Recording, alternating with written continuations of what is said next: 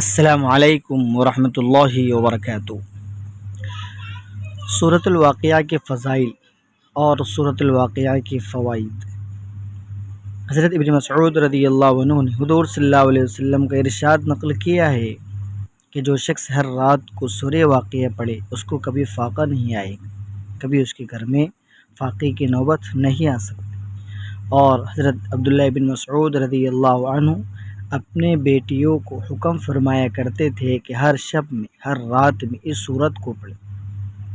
سورہ واقعہ کے متعدد فضائل ذکر کیے گئے ہیں۔ ایک روایت میں آیا ہے کہ جو شخص سورہ حدید اور سورہ واقعہ، سورہ رحمان پڑھتا ہے وہ جنت الفردوس کے رہنے والوں میں پکارا جاتا ہے، جنت الفردوس کے رہنے والوں۔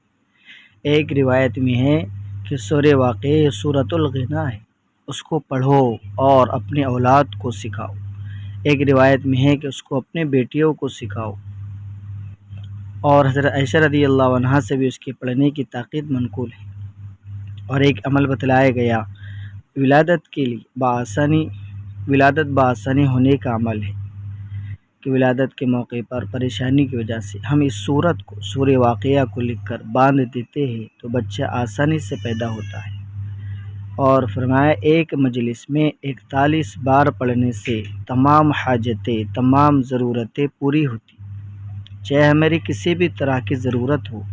ایک مجلس میں 41 بار پڑھنے سے انشاءاللہ ہماری ہر ضرورت اللہ تعالیٰ پوری فرمائے، بالخصوص جو رزق کے متعلق۔ حدیث میں سورت کو رات کے وقت ایک مرتبہ پڑھو وہ کبھی بھوکا نہ رہے گا۔